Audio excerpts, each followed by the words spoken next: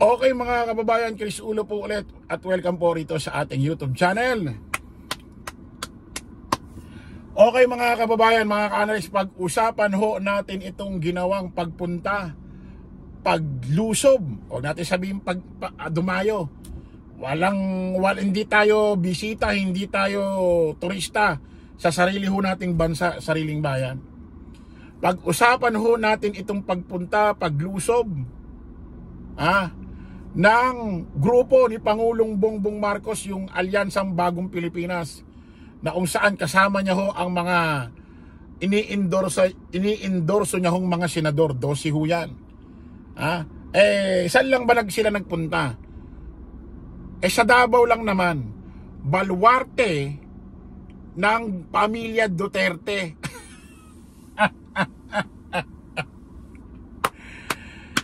Isipin mo, yung proclamation rally ng PDP laban sa pamumuno ni Digong at kasama niya yung mga tuta niyang senador, sa Globe Filipino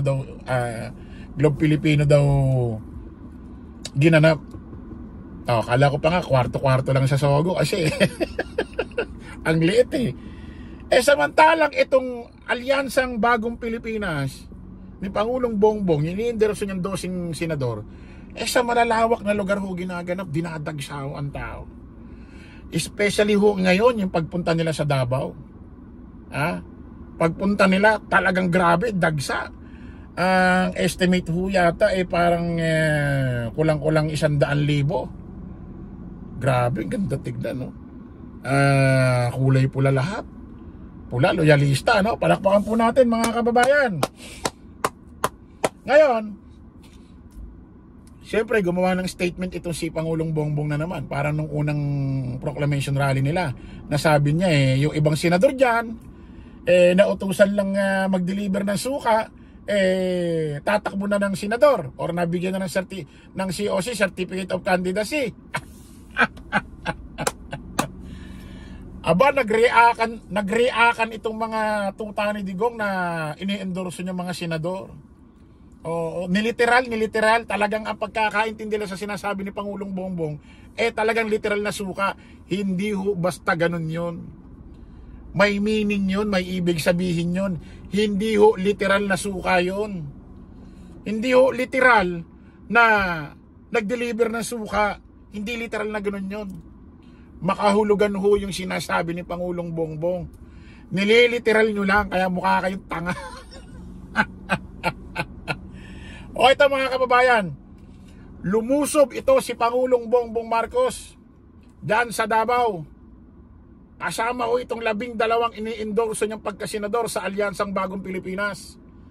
Baluarte ng pamilya Duterte.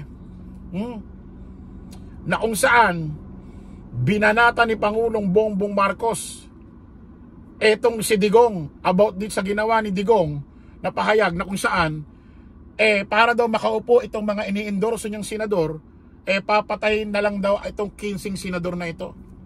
Take note, nandoon si Robin sa gilid niya habang sinasabi. Si Robin walang magawa, mukhang tanga mukhang tuta, mukhang papit, nandoon. Ngingiti-ngiti, tatawa-tawa habang sinasabi na yung mga kasamahan niyang senador papatayin na lang. Ganon ho kapapit si Senador Robin Padilla. Sipin mo, mga kasamahan mo, papatayin daw. Nandoon ka, nakaupo, ngingiti-ngiti, tatawa-tawa ka. Mga kasamahan mo yan, ano ipapalusot nyo? Parang di na kayo nasanay kay Tatay Digong. Inuulit ko, ganito style nito mga kampong ito. Kapag si Digong nakapagsalita, nakapagbigay ng pahayag na ikakabutas nila, ikakabash nila, na ikakabash nila ang palusot nila, parang hindi na kayo nasanay kay Tatay Digong, nagjo-joke lang yan. Kasi yung sinabi ni Digong, makakabutas sa grupo nila, ikakabash nila. Pero pag sinabi ni Digong na si Pangulong Bongbong, drug addict, bangag, yung pangalan niya nasa listo ng PDEA, hindi nila sasabihin na parang di na kayo nasanay kay Tatay Digong. Nagjo-joke lang yan. Sige nga, kailan kayo nakarinig na may ginawang paratang paninira, ha?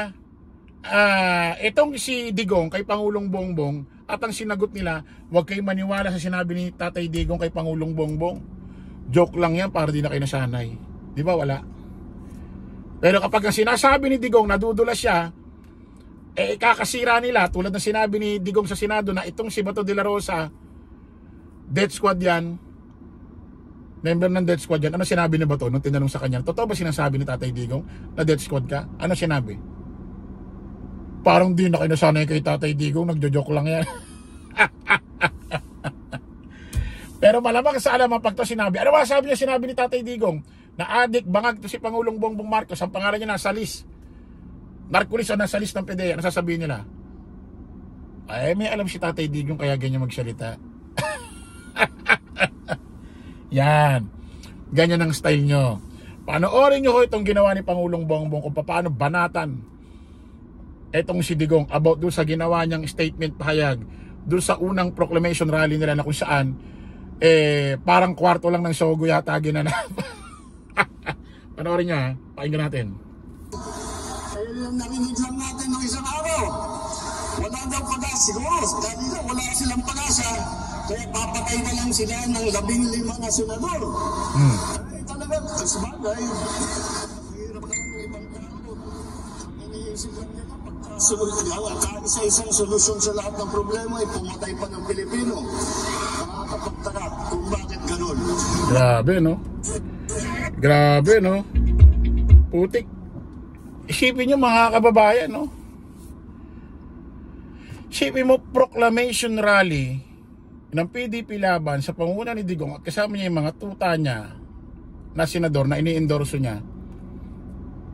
Imbes na ang ihayag mo sa tao mga plano nyo, ganito, ganyan, o sige, sabi natin po pwede kang bumanat, pwede kang magparinig, or po pwede kang medyo pumunto sa mga kalaban katunggali mo sa politika, pwede, okay lang yun, walang problema dyan. Pero yung sasabihin mo, para makapasok ang mga tuta mong ini-endorsong senador, papatayin mo na lang ang 15 senador para magkaroon ng bakante at saka nyo papapasukin.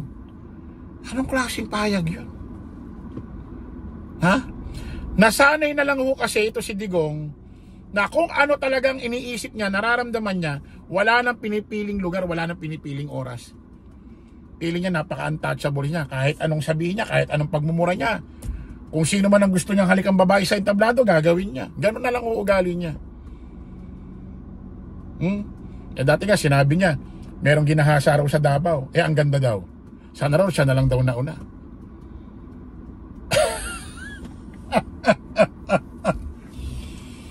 Ang nakakatawa pa rito, pag sinasabi ni Digong to, itong mga tagahanga niyang kakarambot, tuwa, Duterte. Sana hindi maging ganyan yung mga kapamilya ninyo. Di ba nga pag nagmumura si Digong, sumisipol pa yung mga tao habang may bit-bit na bata. Pumapalakpak pa sila.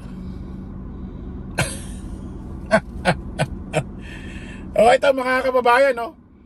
Isipin mo yung in fairness kay Pangulong Bongbong, talagang pumapalag na. Naubos na lang din kasi bait nito mga kababayan. Kaya nga sabi ko rito sa mga kampo ng mga DD shit,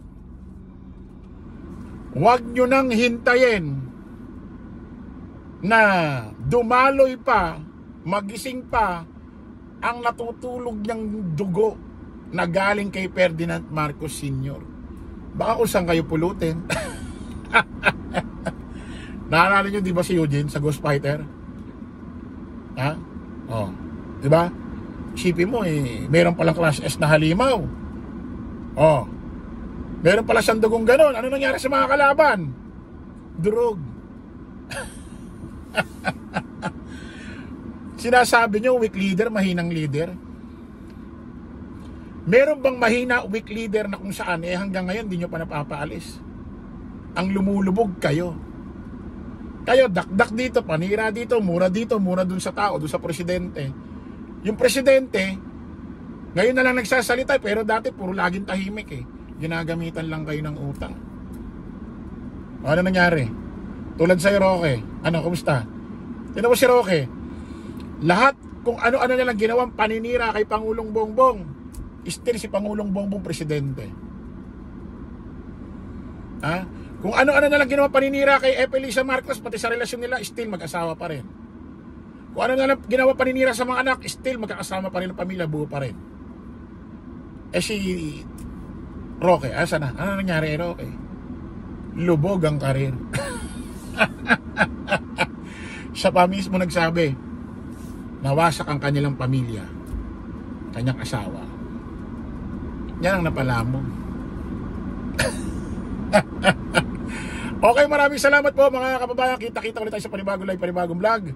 Paalam po pa samantalang yung lingkod, Dos Crisulo. Lagi natin tatandaan, don't follow the majority, follow the right way. Maraming salamat. Kita-kita po tayo ulit. Bye-bye. Thank you.